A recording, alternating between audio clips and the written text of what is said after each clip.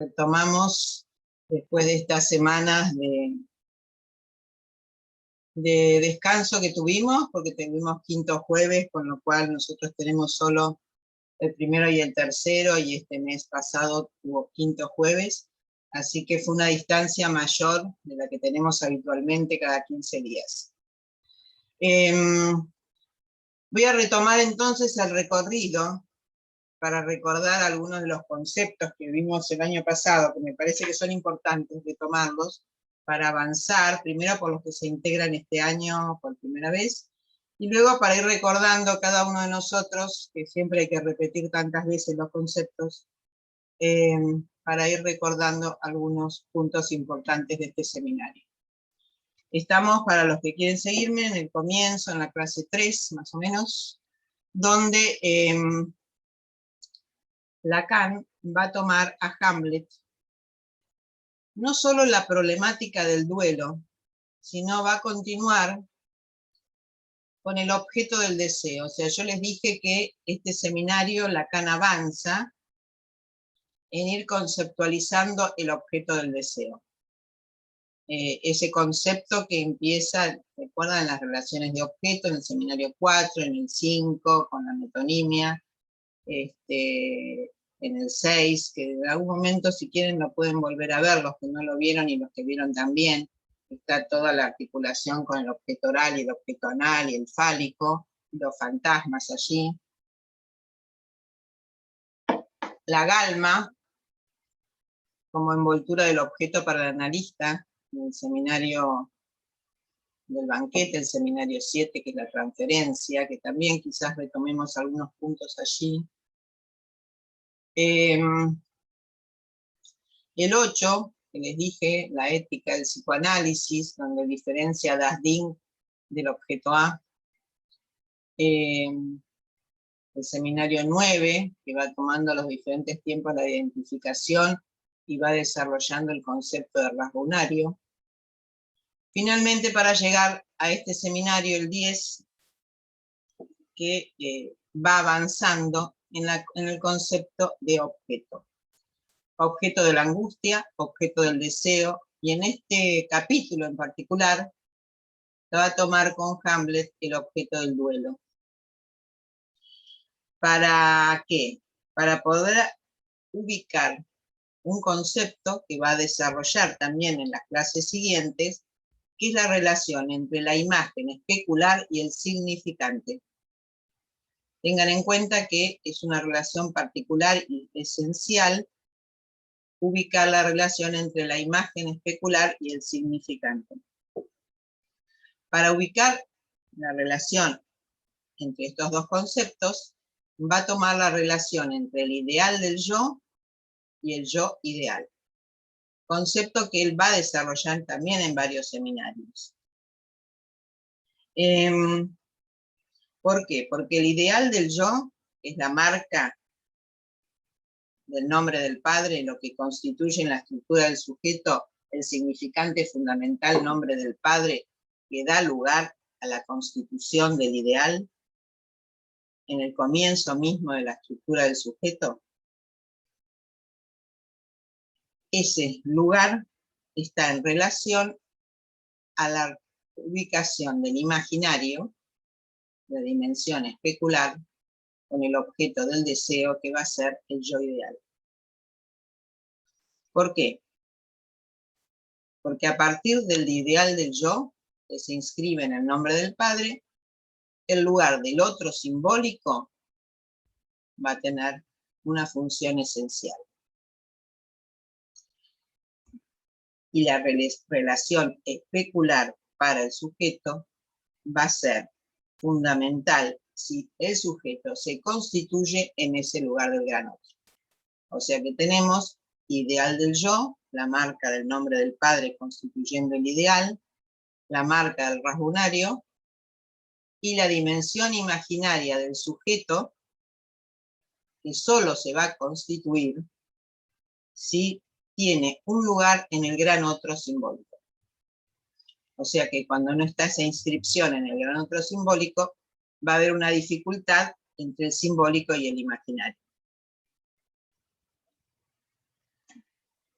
O sea que el sujeto se constituye por su marca en relación con el significante, porque recuerden que el lugar del gran otro es el lugar de todos los significantes. Es donde surge el significante uno que representa al sujeto para otro significante. O sea, es el inconsciente también, es el lugar de todos los significantes, es el lugar que inicialmente lo constituye la madre.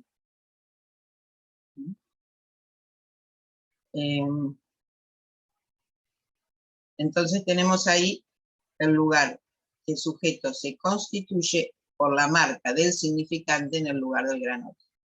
A partir de ahí se constituye el yo ideal y el registro del imaginario. Lacan va ahí a la interpretación de los sueños. Ahora vamos a ver qué es el sueño que vimos, lo vamos a retomar ahora con Hamlet, es el sueño que vimos el otro día en la jornada, en relación a la muerte del padre. Porque Freud allí se introduce en el inconsciente a partir del lugar de la otra escena. El analista en la transferencia tiene que tener en cuenta este lugar de la otra escena. ¿Por qué? Porque el analista, si representa ese lugar del gran otro, es decir, el lugar del inconsciente, para poder escuchar y para poder intervenir en la dirección de la cura, tiene que considerar estar en otra escena. O sea, una distancia lo suficientemente importante del relato para no caer en la trampa del imaginario. No es sin el imaginario que vamos a poder abordar a la estructura del sujeto, pero no debemos quedar capturado en el registro de la relación de objeto imaginario. Esta es una de las grandes preguntas en la dirección de la cura. Así que esto que es la otra escena para el sueño, también es la otra escena para el analista en la transferencia. ¿Por qué? Porque Lacan nos dice que hay una diferencia entre la otra escena y el lugar del mundo. En este seminario, la otra escena y el lugar del mundo. El lugar del mundo es donde nos encontramos como espectadores, donde todas las cosas del mundo vienen a decirse. Pero ¿de qué manera? Se van a poner en escena según las leyes del significante. Entonces, vuelvo a decir, es importante porque no es solamente Hamlet, sino que Hamlet tiene la misma estructura que Edipo, y para Freud y para Lacan es fundamental, por eso lo vuelve a tomar en este seminario. Para tomar la diferencia entre la otra escena y el mundo. En el mundo como sujetos entonces estamos como espectadores.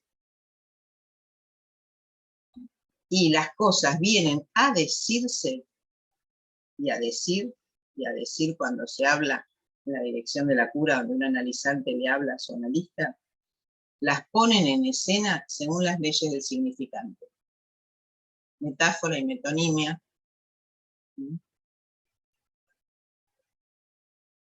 O desplazamiento. Entonces tenemos diferentes tiempos. Un primer tiempo en el mundo, es decir, donde estamos como espectadores. El segundo tiempo, esto es la constitución subjetiva también. El segundo tiempo es la escena sobre la cual hacemos montar ese mundo. Y la escena sobre la cual hacemos montar ese mundo es la dimensión de la historia. O sea que la historia se inscribe de acuerdo a las leyes del significante en ese mundo, y esos significantes le retornan desde la otra escena. Por eso la historia, cuando el sujeto la relata, tiene siempre ese carácter de puesta en escena. Y una vez que la escena está erigida, el mundo se monta sobre ella.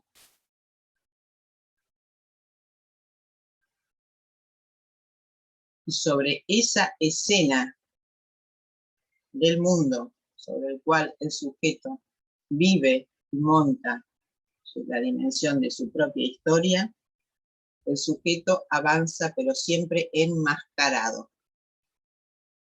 Ven que no es fácil como es la relación del sujeto con los significantes, la relación del sujeto con el mundo, la relación del sujeto con la construcción de la historia. Porque en esa historia que está constituida sobre esos significantes sobre las cuales se montó el mundo, el sujeto avanza siempre enmascarado. Tenemos que tratar de ubicar de qué manera ese sujeto está enmascarado en ese mundo en el que vive y en el cual participa de una historia.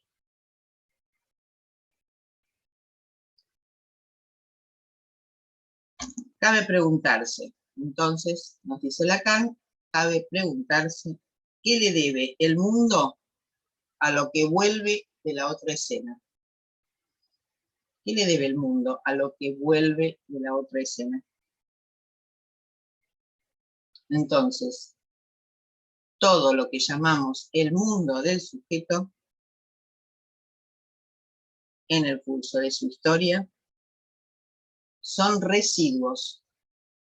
Todo lo que llamamos el mundo del sujeto en el curso de la historia son residuos que están superpuestos, que se han acumulado sin el menor cuidado de las contradicciones, igual que en el sueño.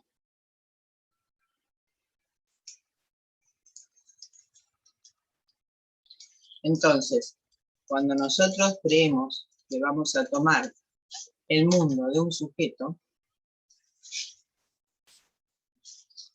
nos vamos a encontrar solamente con ciertos restos acumulados que le llegan desde la otra escena. Cuando esa escena, esa otra escena, estaba girando en el transcurso del inconsciente, en el lugar del inconsciente. Ven que no es tan simple cuando nosotros tenemos que escuchar a un sujeto qué es su mundo, cómo se articuló su mundo, cómo articuló su historia, en qué plano de la historia vive el sujeto, en qué mundo, en qué actualidad de una historia vive un sujeto. ¿Cómo se construyó ese mundo del sujeto? Si no es con esos restos que le vienen de la otra escena, con esos significantes que retornan de otro lugar para armar su mundo. Es a partir de estos conceptos tan fundamentales en la dirección de la cura que Lacan va a un relato, a una obra de teatro como es Hamlet. ¿Para qué? Para ver esto. Para ver cómo en el funcionamiento de los mitos podemos encontrar un modelo similar a la estructura del sujeto. Hamlet no es un caso clínico, como muchas veces decimos, pero sí Hamlet como Edipo son de alguna manera mitos que nos permiten ubicar la estructura del sujeto.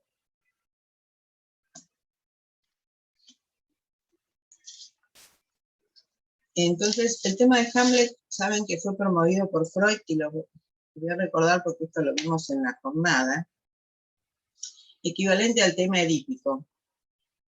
Saben que Edipo aparece por primera vez para Freud en la interpretación de los sueños en el año 1900. Y ya hacía tiempo que Freud pensaba que el Edipo era el lugar por excelencia donde se organiza para el sujeto el deseo. Pero recién con la interpretación de los sueños puede abordar esta dimensión del Edipo. Mediante el análisis de Hamlet, también se puede abordar, como en Edipo, el complejo de castración, y cómo se articula en la experiencia y cómo se estructura un sujeto entre el mundo y la otra escena. Si Edipo era el lugar de organización de la posición del deseo, Freud lo introduce mediante ese sueño tan difícil que ustedes toman muchas veces de muerte de personas queridas, que permite ese sueño, tanto como el mito de Edipo, de la misma manera que Hamlet, la relación del sujeto con el inconsciente. ¿Con qué inconsciente? Con el no sabía.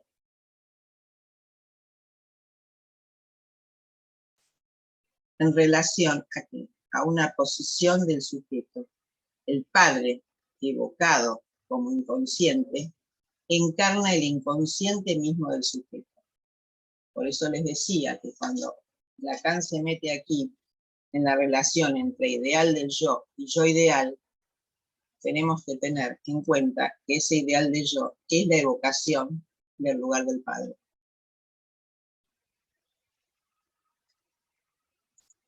¿Cuál es el anhelo del sujeto en el Edipo y en Hamlet?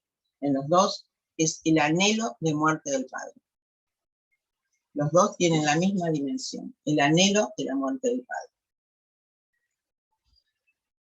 ¿Bajo qué? Bajo este sueño donde el padre no sabe que estaba muerto. ¿Se acuerdan de este sueño tan complicado que ustedes plantearon en la jornada? Que el padre estaba muerto según su deseo, pero no sabía. ¿Qué es lo que nos muestra este no sabía? Es la ignorancia del lugar del gran otro. No sabía de qué, no sabía del deseo incestuoso, no sabía acerca del deseo del sujeto. O sea que ahí se constituye, a partir del anhelo de la muerte del padre y de la muerte del padre, la ignorancia del gran otro. Hamlet tiene las mismas raíces que Edipo Rey. Los deseos siempre están reprimidos, como en la estructura del sujeto, y lo sabemos por su acción. Pasa lo mismo en la estructura de las neurosis. Los deseos están reprimidos y lo sabemos por el actuar o por la dificultad de actuar que tiene un sujeto. ¿Por qué? Porque Hamlet, que tiene una vacilación, no puede actuar. Tiene que realizar una venganza que no puede hacer. Y actúa dos veces. Mata primero a Polonia en un movimiento de pasión violenta, es decir, que mata a alguien que escucha detrás del tapiz. Después mata a Rosencrantz y Guildenstern, que representan a falsos hermanos. Lo que no puede hacer es responder a la tarea encomendada por el padre. Puede actuar, pero no puede vengarse de la muerte del padre.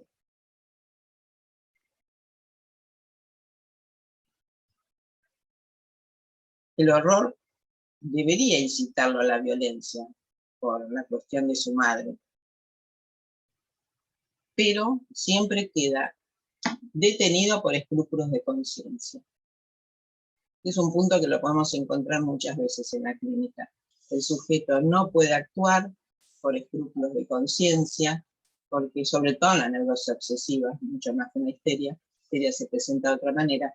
En la neurosis obsesiva lo vamos a encontrar generalmente esto, la procrastinación, la dificultad de actuar, actúa muchas veces, pero no actúa ahí donde tiene que actuar. ¿Por qué? Porque tiene escrúpulos de conciencia, porque siempre se siente culpable por alguna razón.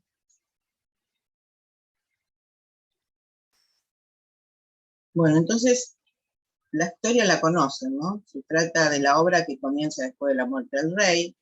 Hamlet era el hijo de un rey admirable, el ideal de rey. O sea que este lugar del ideal constituye este lugar del padre.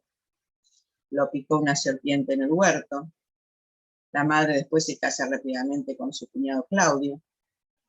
Claudio es el objeto de todas execraciones del protagonista. Tiene sentimientos de rivalidad hacia él. O sea, tiene los sentimientos de rivalidad que no pudo tener con su padre, y aún más por el carácter escandaloso de la situación. Muchas veces encontramos esto en la clínica, y alguien viene a sustituir el lugar de un padre con el cual entran en rivalidad. El padre aparece como un fantasma para que le revela las condiciones de su muerte, y entonces le dice que tiene que vengarse, y ahí no puede matar. El padre sabe que está muerto según su deseo. ¿Ven la diferencia entre que el padre sabe que está muerto según su deseo y el padre no sabe que está muerto según su deseo? Es la ignorancia del gran otro. La diferencia entre la constitución del sujeto bajo la forma de la ignorancia del gran otro o este lugar donde el padre sabe según su deseo. Pero el crimen está oculto para el escenario. Por eso, si no, este drama no tendría razón de ser. Sus sentimientos lo llevan a actuar. Fue desposeído, entra en rivalidad de venganza, pero no actúa. Hay algo en el deseo que no va. Entonces, el mismo punto que Lacan va a tomar en este lugar es 2 puntos. La escena, sobre la escena y el objeto del deseo.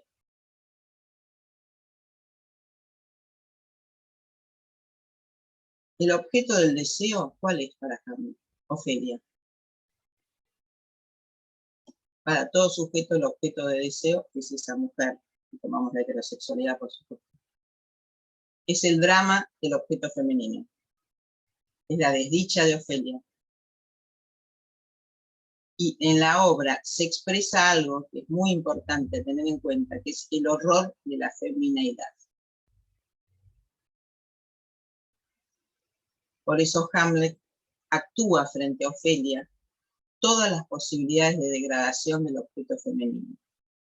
Tengan en cuenta esto, porque muchas veces cuando intentamos ver las dificultades del sujeto con su partener, sea del lado femenino o del lado masculino, tenemos que considerar estas dimensiones tan fantásticas que nos presentan tanto Freud como Lacan cuando toman los mitos, sobre todo el mito de Hamlet y el de Edipo, ¿no? Este lugar del horror de la feminidad, la degradación necesaria del objeto femenino.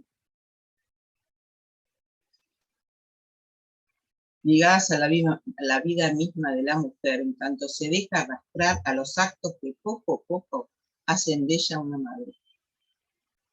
Se deja arrastrar, escúchenme, a los actos que poco a poco hacen de ella una madre. Por supuesto, dada la historia de su madre, que es frente a cual tiene que vengar su padre porque la madre lo traicionó con su cuñado, con Claudio. Entonces, cuando la ve como una madre, rechaza a esa joven de una manera sarcástica y cruel.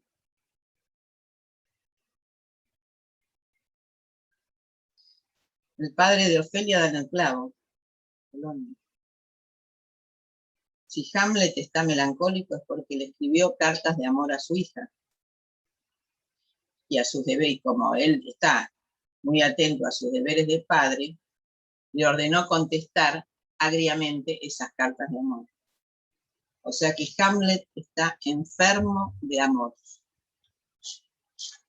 No sé cómo ustedes ven esta locura del amor muchas veces en la estructura de las relaciones, de lo que se llama relaciones de amor, relaciones de deseo, relaciones de pasión. Esta dimensión de la enfermedad del amor. La locura, yo lo llamo, mi paciente que les contaba el otro día, la locura del amor. La locura del amor donde el sujeto no sabe por qué está enloquecido y abandona todo lo que tiene en su vida frente a la locura del amor. Entonces se trata en el mito de las relaciones de Hamlet con su acto. Pero hay un cambio muy fundamental, que es la posición sexual de Hamlet, que debe ser articulado de una manera diferente. Se trata de un acto a cumplir. lo procrastina, posterga el futuro. ¿Qué significa que un acto se postergue? El acto que se propone hacer no lo puede hacer. Es una rebelión frente a un padre. El acto de la procrastinación es una rebelión frente al padre. En la medida en que en el psiquismo esto es creador. La dimensión del padre es una estructura de creación.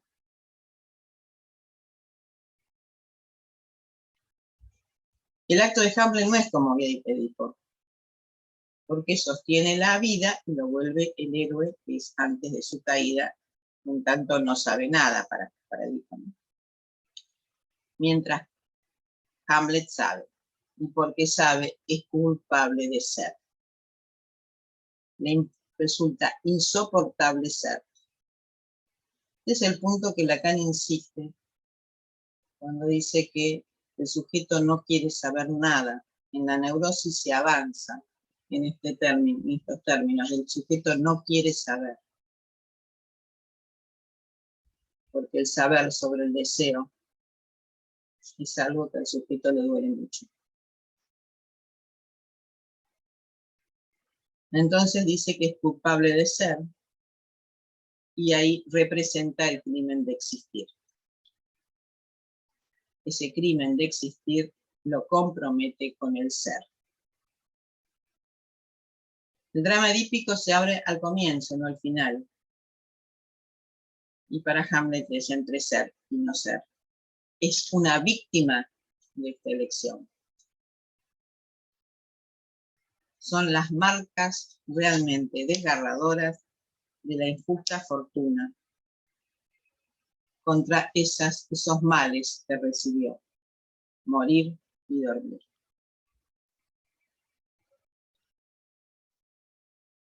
No son hechas palabras para hacernos indiferentes, dice Lacan. Morir, dormir, tal vez soñar, ese gran obstáculo.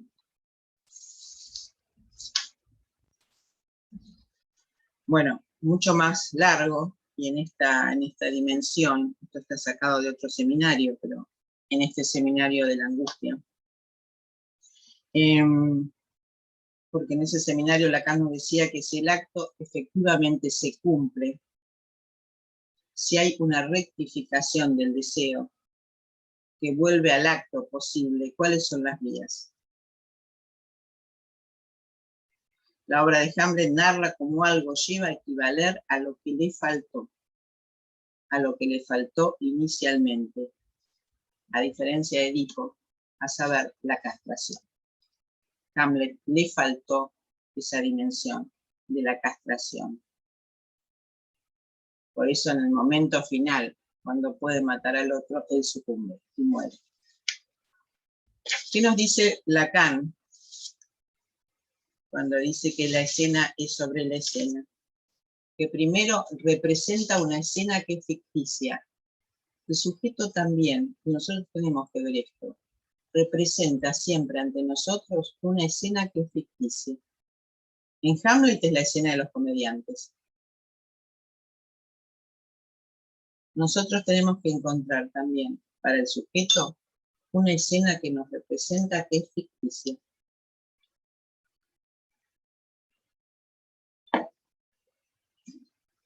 Es la escena de los comediantes. Es una trampa con la cual él cree poder atrapar la conciencia del rey. Pero en realidad, así como podemos ver muchas veces en los sujetos que nos vienen a demandar, el modo de representación de esa escena es ridícula. Acá nos dice eso, que si bien arma la escena con los comediantes para tratar de traer la conciencia del rey, es tan ridícula. ¿Por qué? Porque la vestimenta del personaje es exactamente no la del rey a quien se trata de atrapar, sino la del mismo Hamlet. Entonces, ¿qué es lo que hace Hamlet representar sobre la escena? A él mismo, consumando el crimen, cuyo deseo no puede animarse a realizar. O sea, se representa a sí mismo en un otro, ridículamente, armando una escena que él no puede realizar.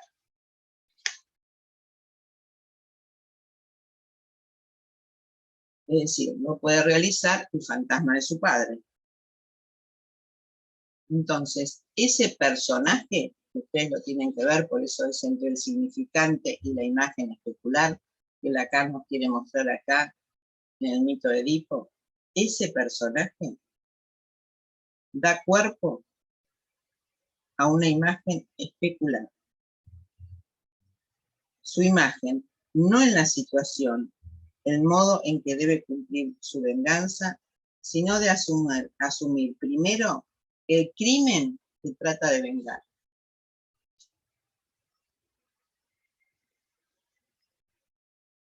¿Qué vemos? Dice Lacan.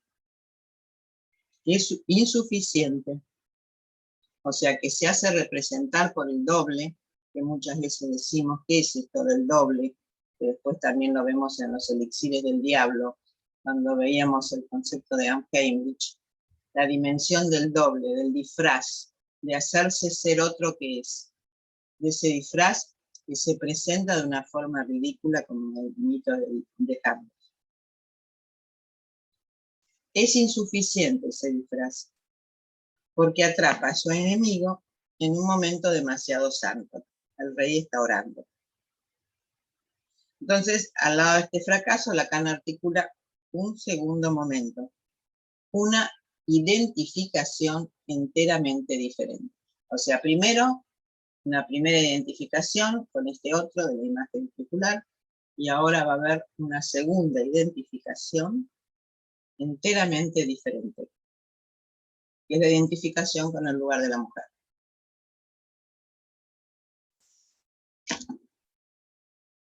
En la medida que el alma, esa fluidez, como que es la víctima, como la que se suicida, ofrecida al sacrificio de su padre, pues a consecuencia del asesinato de su padre, que ella se pliega, que ella sucumbe. Esto nos muestra, dice Lacan, el valor del duelo. Y este es el otro punto que nos puede mostrar Lacan con el objeto, no solamente la identificación con el objeto del deseo, que es Ofelia, sino la dimensión del duelo. Porque las ceremonias funerarias no pueden ser cumplidas plenamente, porque la venganza no se aplacó. Ella grita, y en el momento de la revelación de lo que para ella fue ese objeto descuidado, desconocido, vemos jugar, dice Lacan, a Shakespeare al desnudo, esa identificación con el objeto que Freud designa como el momento resorte capital de la función del duelo. Ese lugar implacable que supo dar al duelo. Esa especie de revés que él señaló en los llantos, en los reproches que se le hacen al que se fue. Porque nos hace recordar la realidad de aquel que se ha perdido y que solo podemos tener las penas que él nos dejó. Pero dice Lacan, esto es una crueldad.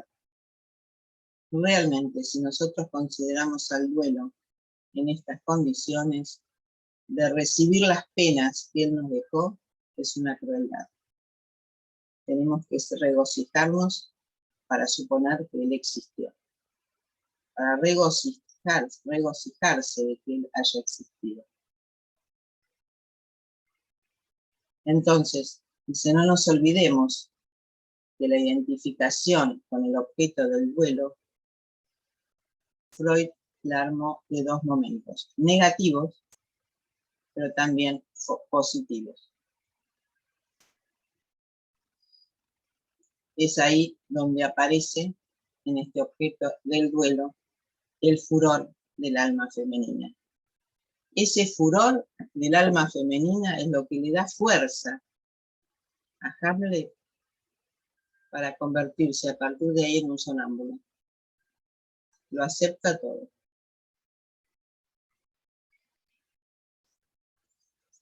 Es en el combate el que detenta y posee la parte de su enemigo, el rey mismo, contra su imagen especular, que es la Hermes. A partir de aquí se ordena todo, dice Lacan. Las cosas se ordenan solas, y en definitiva, él no hace nada más que lo que no hay que hacer. Él mismo, herido de muerte, antes de matar al rey, y ahí se muere. Entonces nos muestra que dos tipos de identificaciones. La identificación primera con la imagen especular, en el momento de la escena sobre la escena, y la identificación con el objeto del deseo, que en determinado momento fue descuidado y se lo reintegra a la escena por la vía de identificación. En el momento en que el objeto va a desaparecer. Es una dimensión retroactiva. Él no sabía, él no supo y un poco más podría saber. Este objeto, dice él, del deseo, estaba allí por dicho camino y se embarca en el retorno de cambio. Es la punta de su destino, es su acabamiento. Este es el estatuto del objeto del deseo, dice Lacan, que nos interesa ver este año.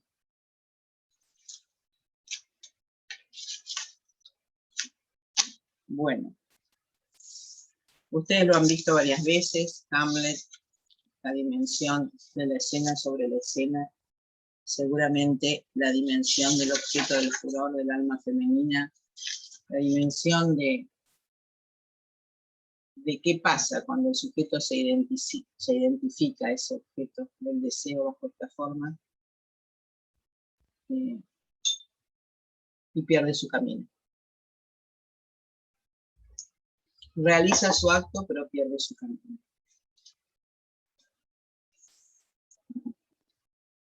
Por eso Lacan, cuando avanza en este seminario, va a decir el valor que tiene la dimensión imaginaria. Es decir, el valor que tiene el investimento especular situado en el interior del narcisismo del sujeto. Es un tiempo fundamental de la relación imaginaria. Esta relación tiene un límite. No todo pasa por la imagen especular. Hay un resto. Y en ese resto tiene un valor fundamental el falo. Por eso decía al comienzo de la reunión, en este seminario de Lacan, que está entre el significante y la imagen especular. ¿Por qué? Porque el falo se inscribe sobre el nombre del padre. El falo se inscribe en el lugar del ideal. Entonces es entre el significante fálico, que permite la articulación significante, y la imagen especular.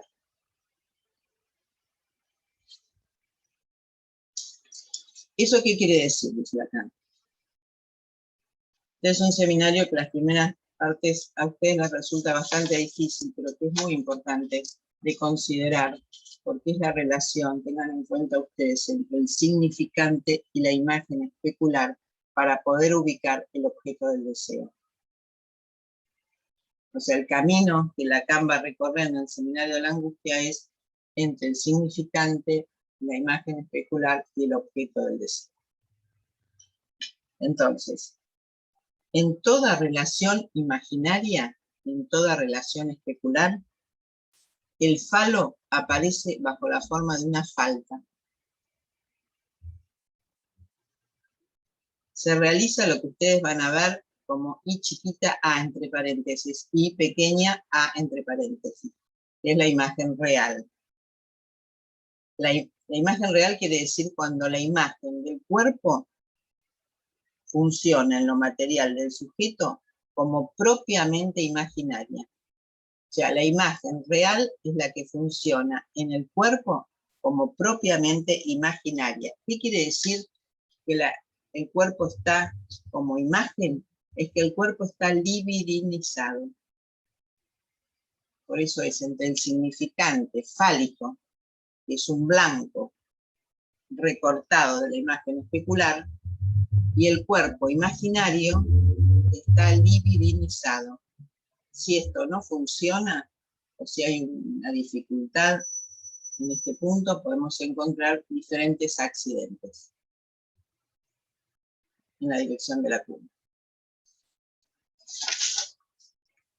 Entonces ustedes van a ver que el falo imaginario, Lacan lo va a poner como menos phi.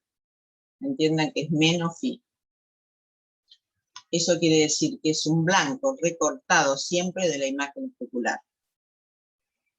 Y es siempre una reserva operatoria, porque el falo es un significante que se encuentra por fuera de la articulación significante y permite el juego con los significantes.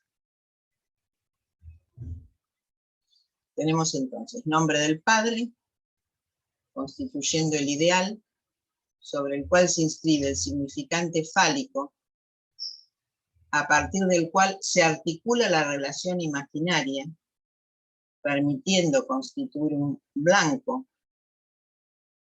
en la relación de la imagen, y a su vez ese falo como significante por fuera de la estructura permite la articulación significante S1, S2. O sea, siempre tenemos que tener en cuenta esta dimensión entre la relación imaginaria y el significante fálico que queda por fuera de la estructura.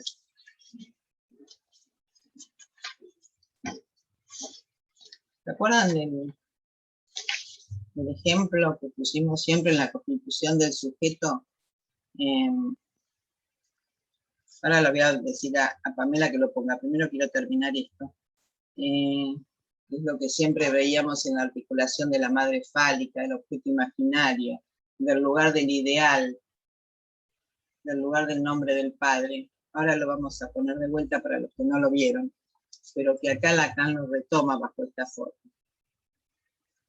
Entonces se trata del menos phi, o sea, de ese falo que recorta la imagen especular, y la constitución imaginaria y del objeto del deseo, del objeto A.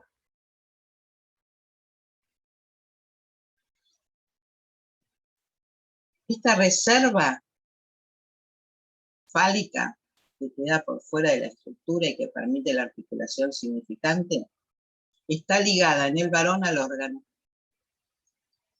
Es un instrumento que de vez en cuando entra en acción para la satisfacción del deseo. Representa, por supuesto, el falo. Tiene como representante el falo. Y por otra parte, tenemos el objeto A, que es un resto, que es un residuo, que es un objeto que cae de la imagen especular y que trae todas las confusiones en la práctica analítica.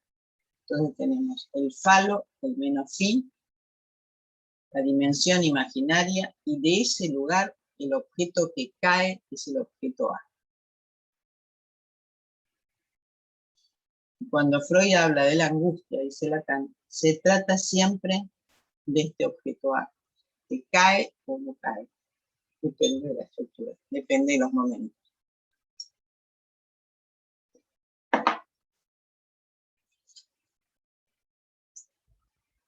Entonces dice Lacan, y acá coloca otro concepto que tienen que tener en cuenta porque está unido también a esto que les venía diciendo, que es el rasgo unario. En cuanto el sujeto empieza a hablar, estos significantes que nos van mostrando en la medida que habla, tienen la marca del rasgo unario. O sea que el rasgo unario siempre va a entrar en juego en los significantes. Se puede decir uno y uno y uno, y constituye esa primera identificación, la identificación primaria.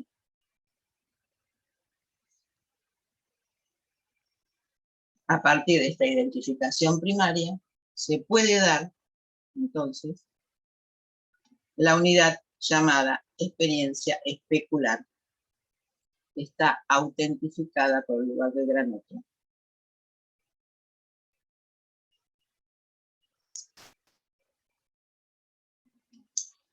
Cuando Van va a avanzar con estos conceptos, por eso los da, ya los viene marcando desde el comienzo. Cuando avanza con estos conceptos, va a entrar entonces en la relación del fantasma, que es estos significantes que representan al sujeto en una mayor o menor distancia con el objeto A, que es la fórmula que ustedes conocen del fantasma. S, losange A. Es decir, estos significantes que representan al sujeto en una mayor o menor distancia de ese objeto A. Y este fantasma es el sostén, entonces, del deseo para el sujeto. Porque si en realidad el deseo se sostiene para el sujeto, es porque hay fantasmas.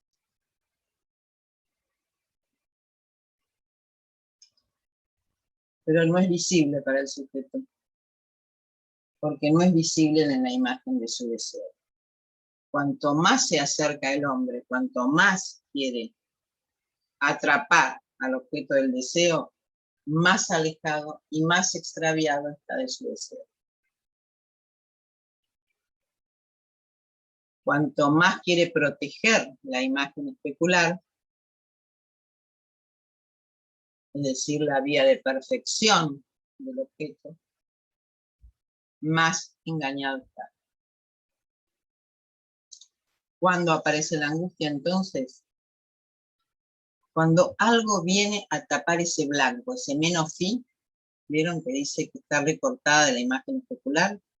Cuando más viene el sujeto a tapar ese menos fi, ese blanco, esa falta que se instala ahí, cuando hay algo, cualquier cosa, viene en ese lugar a tapar esa falta, ahí surge la angustia. Y ahí va a ir Lacan al concepto de Am-Heimlich. El Heim es el menos fi. Acuérdense que el Heim es el menos fi. Es el falo imaginario. Es ese lugar, no es la casa, como dije, donde vive el sujeto, no. Porque la casa donde habita el sujeto es el falo, es la castración, es el falo imaginario, ese recorte que se instala en la imagen especular. No les voy a mostrar ahora el esquema, porque me parece que vamos a hacer un poco de lío, porque este esquema es un poco más complejo al mismo tiempo que más fácil de lo que Lacan nos plantea en este seminario. Si quieren, se los pongo. Le digo a Pamela que los ponga, pero no sé si nos va a hacer un poco más de lío. Bueno, vemos. Abrimos un espacio a las preguntas y vemos si ponemos el esquema. Que desde otro lugar está dicho en lo que acaba de decir el seminario de la angustia. Levante la mano quienes quieren el esquema. No sé cómo preguntarle. ¿Quieren el esquema? No lo quieren, yo qué sé.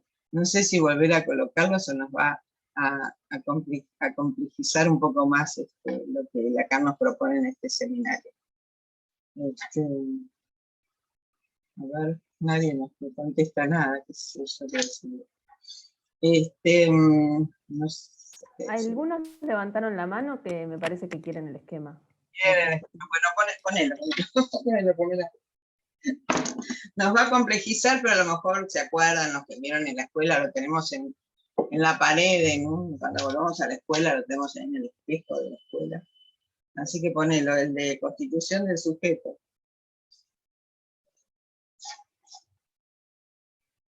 Bueno, ven ahí cómo está. Lo que le decía antes, el ideal del yo se encuentra ahí sobre el nombre del padre. el nombre del padre, ahí dice, autoriza, ordena el goce y también lo prohíbe. Entonces, nombre del padre, como decía, ideal del yo. Lo que falta acá es el rasgunario que también se inscribe en ese lugar. ¿Cómo autoriza y ordena el goce y lo prohíbe? A través de la voz, que tenemos ahí arriba. En ese lugar que ustedes ven ahí como un círculo, es el registro de lo imaginario, que lo decía recién. Sobre ese ideal del yo y sobre el nombre del padre se inscribe entonces el falo. ¿Lo ven todos bien? El falo. Ahí está un poco, ahí se levanta. El falo, entonces, se inscribe sobre el ideal del yo y sobre el nombre del padre. Es una reserva operatoria que nos permite la articulación significante. En el círculo ese que ustedes ven ahí, del otro maternal como objeto de amor, como madre fálica, es la constitución del gran otro. Lo que decíamos en este seminario como gran otro. Que lo representa en ese momento, en el tiempo inicial de la estructura del sujeto, el otro maternal, o sea, la madre. El niño ahí va a ser el objeto A, que decía recién, objeto del deseo. Lo que pasa que no quiero que nos quedemos en personajes, porque a veces es complejo quedarnos en personajes, aunque Lacan va a insistir el valor que tiene la madre en ese punto inicial, ¿no? Entonces, el otro está representado ahí por la madre.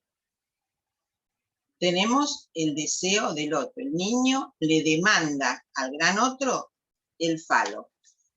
Está afuera.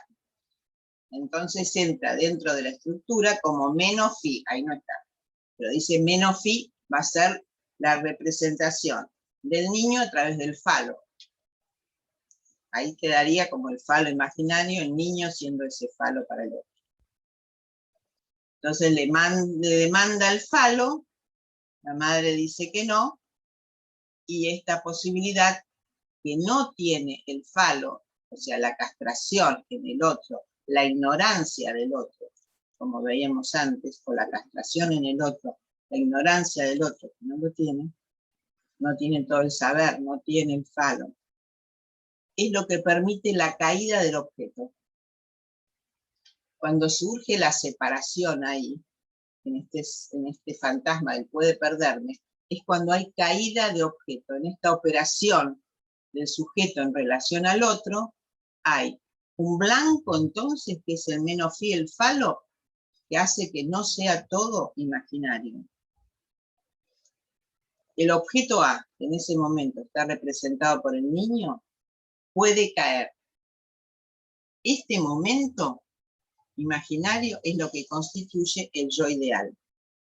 Entonces tenemos el ideal del yo sobre el nombre del padre, la demanda al gran otro, el deseo del otro en relación al objeto del niño, la caída del objeto A, y en ese tiempo de constitución imaginaria se constituye el yo ideal. Por eso ahí se constituye ese momento de la alienación, que aquí está bajo esta forma, que es lo que quiere ser aquello que fui para el deseo del gran otro. Y ahí se da una identificación. Tenemos entonces una primera identificación al ideal del yo, con el rasgunario, y después una identificación imaginaria, lo que va a armar esa dimensión fantasmática de ser aquello que fui para el deseo del gran otro. Ahí se constituye el objeto A y cae, caída del objeto A.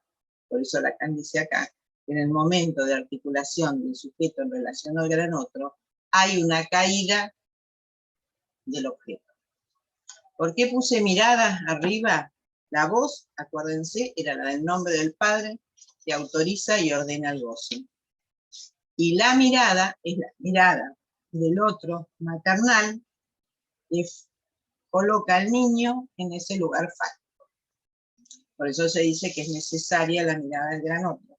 para constituir al niño en ese falo. En ese momento se constituye el objeto A, si es posible que caiga. Está ahí la separación y la transferencia al lugar del padre.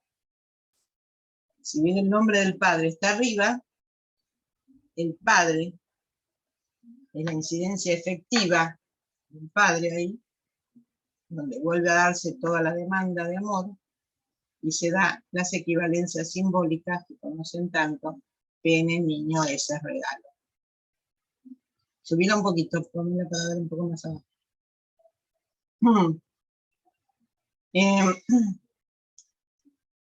Entonces, el goce, en tanto que goce está prohibido, es decir, que dasdín como cosa está prohibido, y el otro representa, ese otro maternal, presenta la metáfora de esa interdicción. Ahí entonces abre el camino del padre, y después se instala el fantasma y el síntoma en los mismos lugares. Se instala lo que conocemos como se pega a un niño, se instala el fantasma, y ahí se constituye el ideal del yo para el niño. Así como estaba el ideal del yo en el nombre del padre, una vez, por eso decíamos también en la reunión anterior, que el sujeto tiene todo un trabajo, o sea, no es que está de entrada el sujeto, todo esto es lo que introduce y lo que permite la constitución subjetiva. Pues tenemos el fantasma y el síntoma al final, con los mismos significantes, y ese otro maternal, es decir, la madre, traduce el nombre del padre por un no. Dice, no tengo el falo, por eso permite la caída del objeto, pasa el nombre del padre, representa el lugar del gran otro, y presta su cuerpo para hacer pasar los significantes. Bueno, no sé si este esquema les aclara un poco esta dimensión donde Lacan va jugando acá entre el significante, la imagen especular y el objeto A. Bueno, abrimos ahora sí a las preguntas.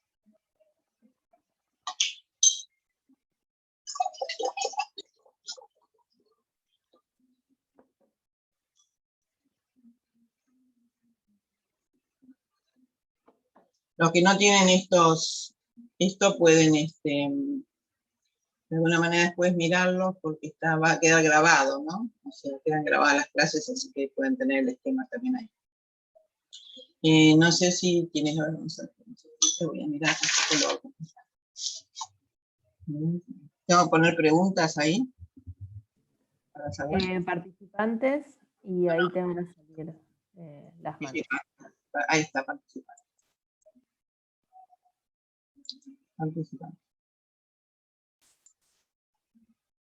Entonces tenemos primero Patricia. Hola Marga, buenas tardes. Hola, hola a todos. Bueno, un placer verlos y un placer escucharte, Marga. Hay una pregunta que vos hoy retomaste, digamos, el tema, me había quedado pendiente de la vez anterior, que tiene que ver con el ideal del yo. Vos trajiste que el ideal del yo es la primera marca del nombre del padre, ¿no? La relación al rasgo unario.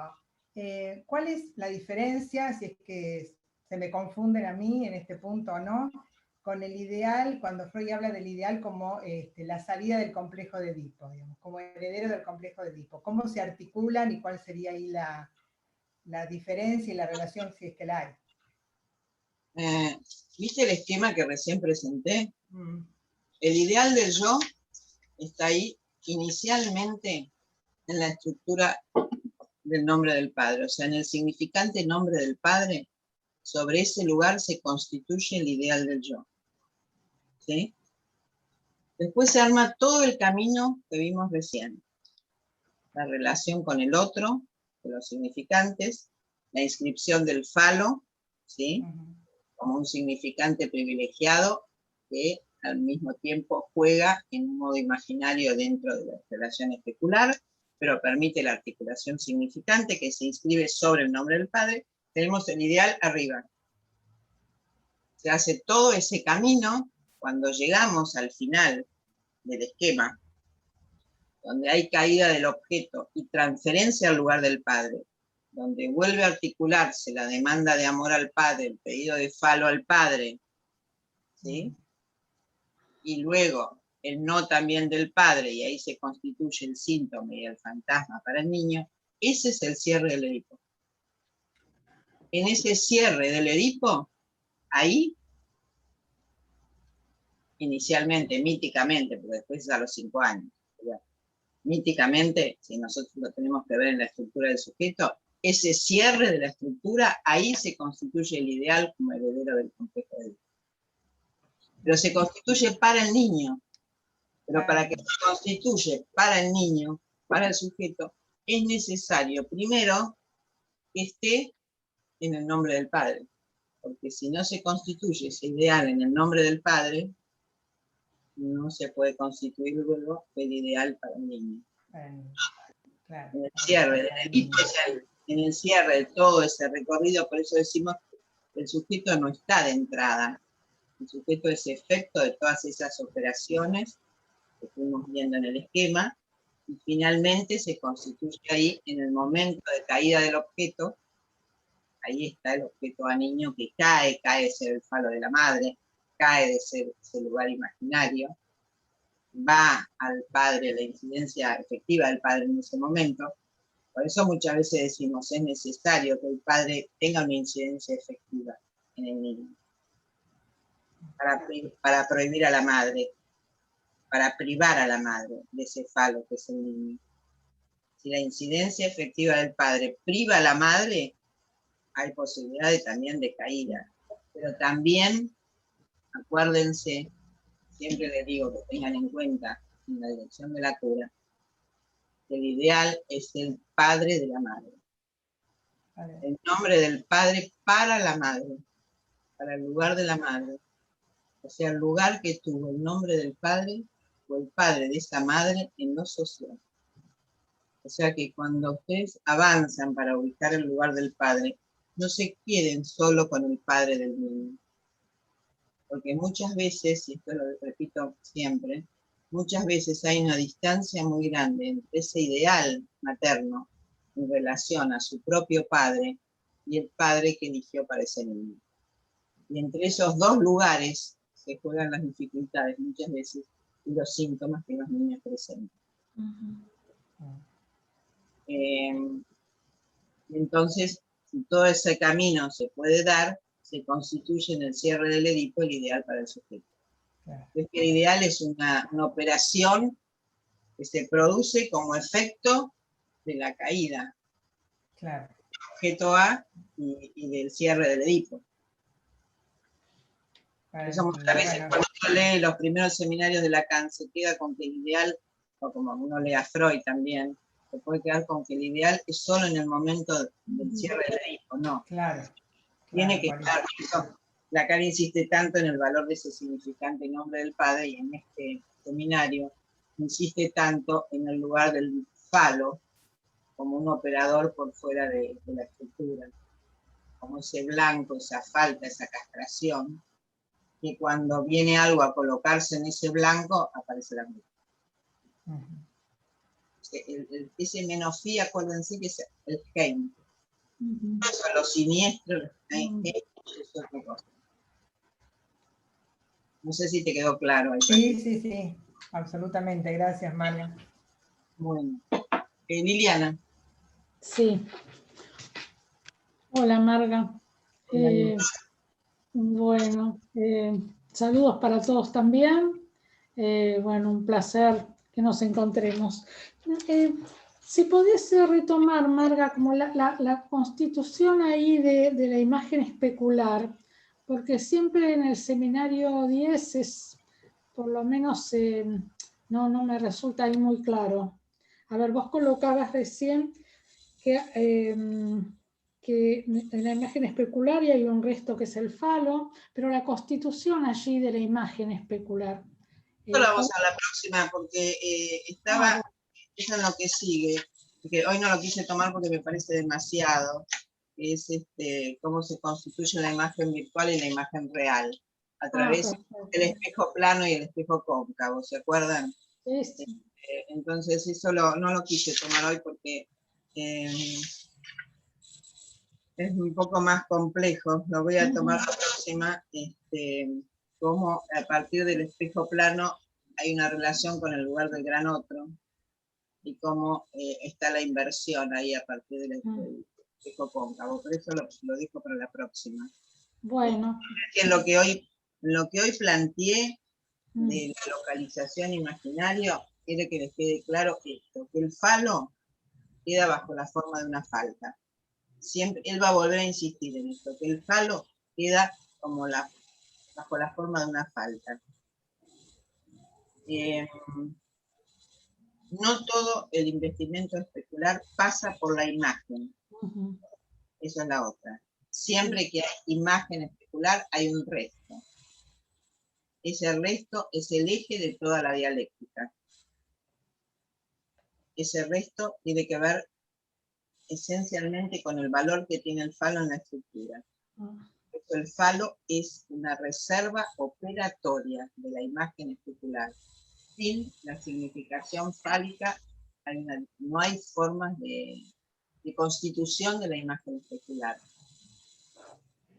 En todo caso, la semana que viene, en 15 días, voy a tomar esto más precisamente, pero sí hoy quería remarcarles esto, que después va a decir Lacan, que ese menos phi, ese blanco, es fundamental, porque cuando aparece la angustia, porque ese blanco que se recorte de la imagen especular queda taponada por algo, por un objeto. Por eso Lacan dice que la angustia no es sin objeto. Por un objeto que viene a tapar ese lugar del blanco. Entonces se necesita del falo como un operador fundamental. Y la imagen real es la imagen del cuerpo funcionando como imaginario. La imagen real, o sea, la imagen que se ve en la inversión especular, es la imagen funcionando, la imagen del cuerpo funcionando como imaginario.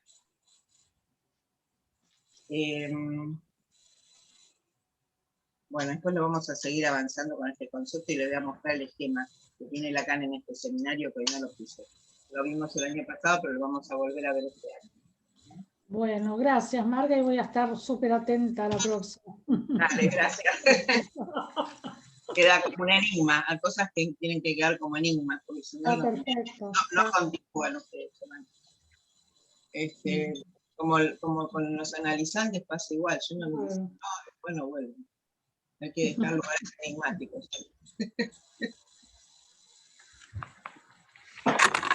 María Carmen. Hola Marga, buenas tardes y bueno, buenas tardes a todos.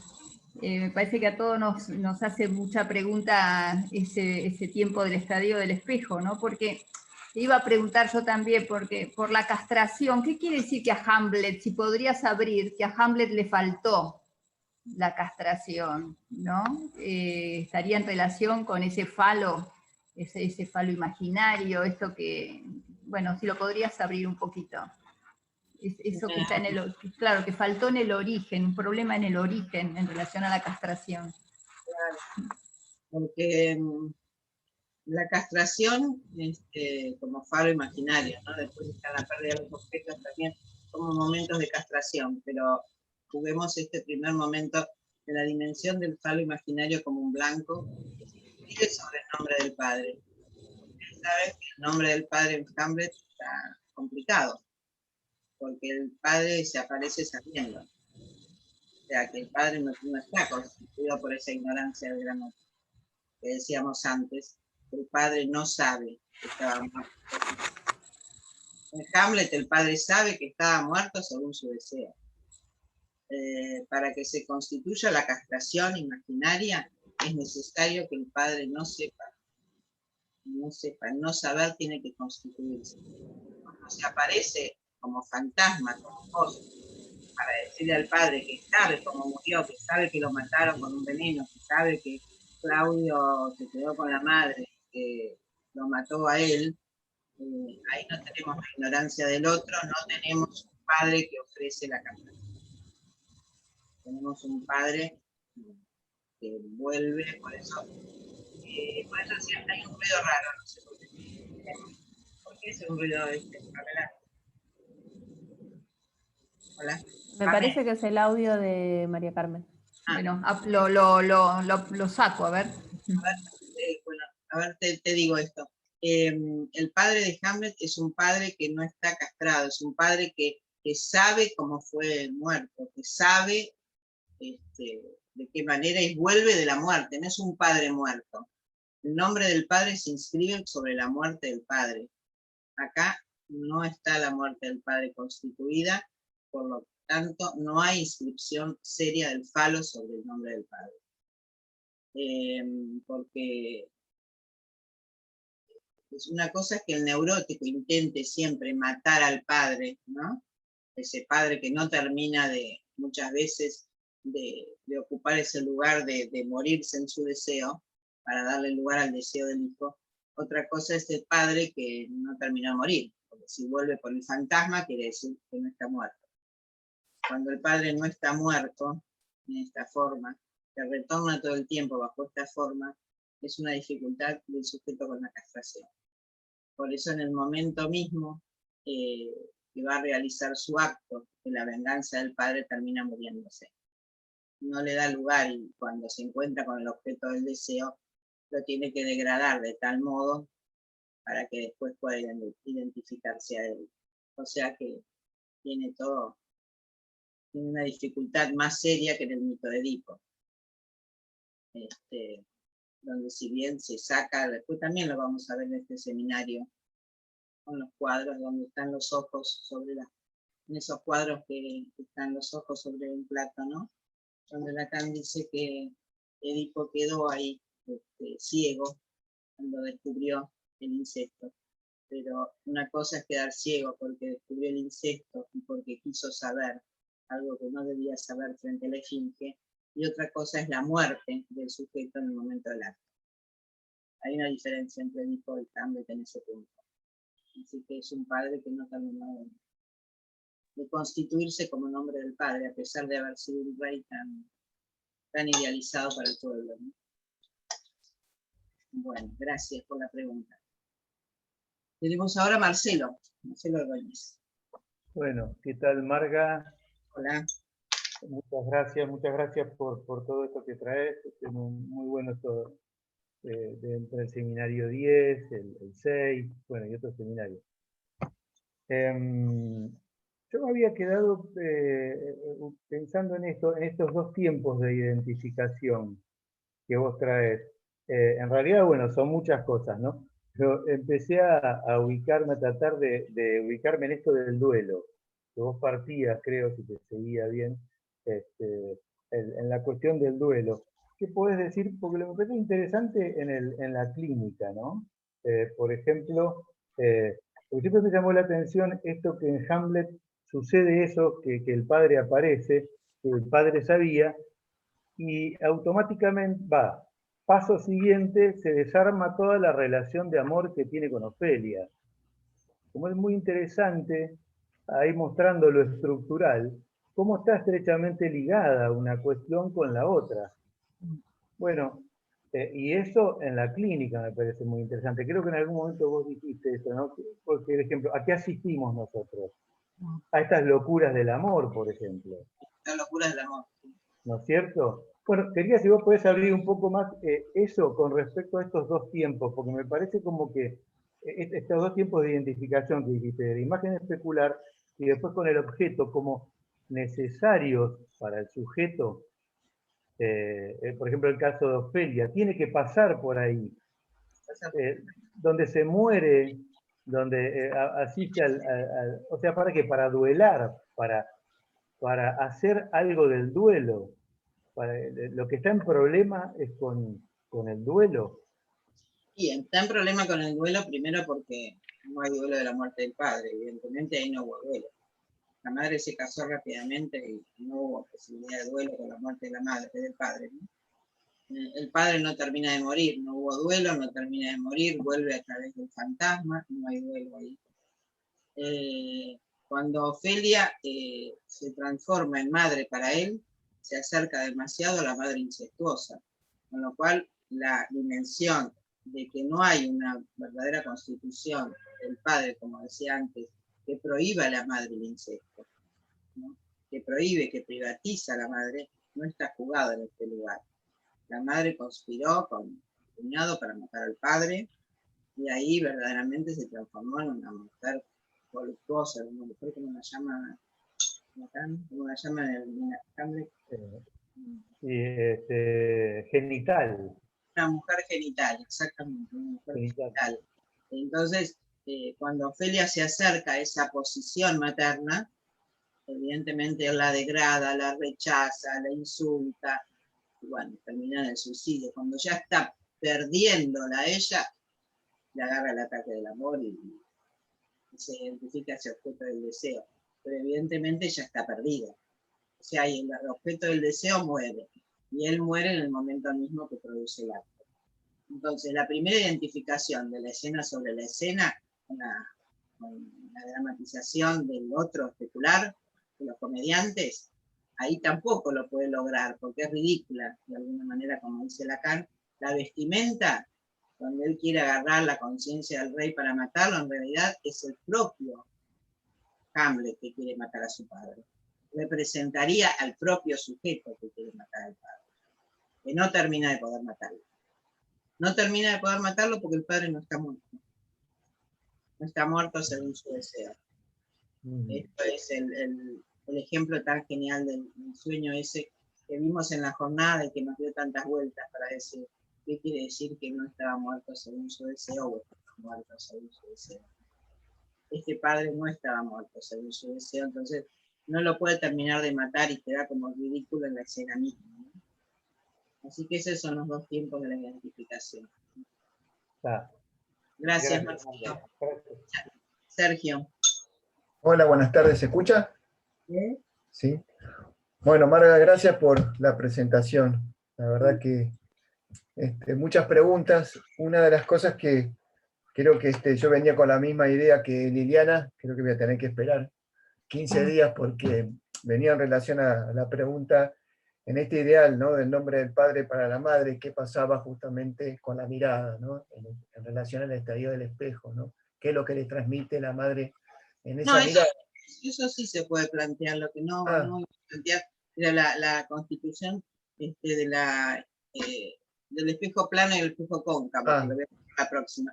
En cuanto a la mirada, sí, la mirada de un deseo, sí, eso sí lo puedo plantear, porque está en el esquema mismo que vimos que plantea en la constitución subjetiva, donde la madre puede transmitir ese nombre del padre, puede transmitir, ¿no?, el no del nombre del padre, pero también transmite la dimensión de un deseo. O sea, esa era la pregunta, ¿no? ¿Qué es lo que transmite, ¿no?, la madre en ese deseo? Transmite el deseo, transmite el nombre del padre, sí. Por eso decía que depende del padre que le tocó a esa madre, transmite ese ideal del nombre del padre, transmite el deseo fálico para falicizar a ese niño y transformarse en objeto de deseo para ella, y también le permite el no del padre para dejarlo caer como objeto. O sea, son varias cuestiones que transmiten ese lugar. Transmite el ideal, el nombre del padre, entonces lo constituye al hijo como falo, porque el falo se inscribe sobre ese lugar del nombre del padre, constituye al hijo como falo, lo faliciza, y al mismo tiempo le dice que no lo tiene cuando él le demanda su amor, y entonces cae como objeto del deseo para ir a demandar ese lugar al padre. O sea, ve que transmite diferentes cuestiones con su mirada. Ajá. ¿Y tiene que estar en una posición especial esa mirada? Una posición especial en cuanto al nombre del padre. El padre. En cuanto al lugar que recibió esa madre de su nombre del padre. Luego, el lugar que le puede dar al padre efectivo que eligió para ese niño. Pero ese padre efectivo que eligió para ese niño tiene que poder privatizar también a esa madre, el objeto fálico. Okay. Es un doble juego, ¿no? O sea, transmisión del no a través de ese nombre del padre, no al goce fálico, pero al mismo tiempo sí. Primero sí, bueno. Primero sí y no. O sea, permite ese juego imaginario para que se constituya esa imagen fálica del niño y después no, porque está prohibido. No puede ser, porque es incestuoso. Porque hay una prohibición al incesto. Entonces el no es no al incesto. Entonces ves que transmite diferentes cuestiones. Bueno, gracias. Muchas gracias, Marga. Muchas gracias. Silvia, hola Silvia. Hola, ¿qué tal? Buenas tardes, un cariño para todos. Voy a hacer una pregunta que me está carcomiendo. Dale. Decir padre muerto, ¿sería igual a decir padre castrado? Sería... Salvaguarda del goce. Salvaguarda del goce, padre muerto. Padre muerto es nombre del padre, inscripción del nombre del padre y salvaguarda del goce.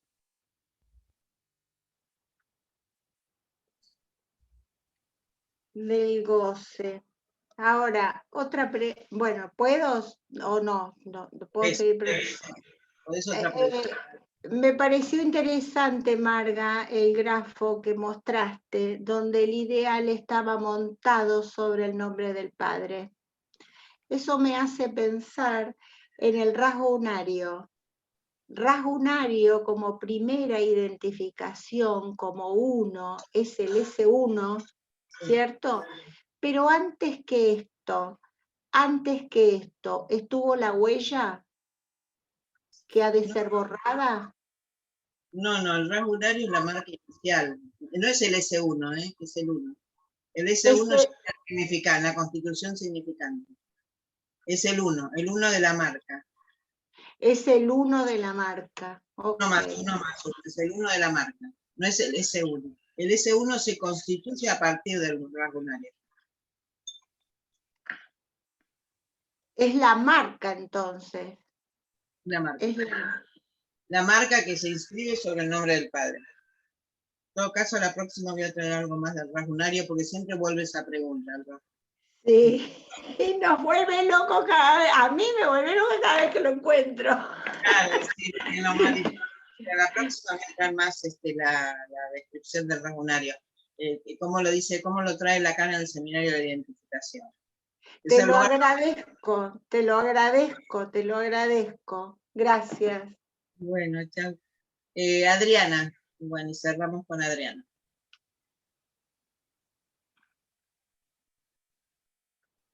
Hola, hola, ¿dónde estamos? Acá. Ah, acá. Bueno. Hola, hola para todos. Gracias, Marga, muchas gracias. A mí me parece acá una pregunta, varias, ¿no? Pero una que me quedé, es entre la identificación a los objetos del duelo. Se cortó la voz, no sé qué pasó. Hola, hola. Adriana, no sé, hay algo ahí que se cortó. Se perdió. ¿Qué pasó, Pamela? ¿Puede ser que haya perdido? Me parece que no tiene conexión. Ahí está de nuevo. ¿Ya está? Ahora volviste, dale. ¿Ahora sí?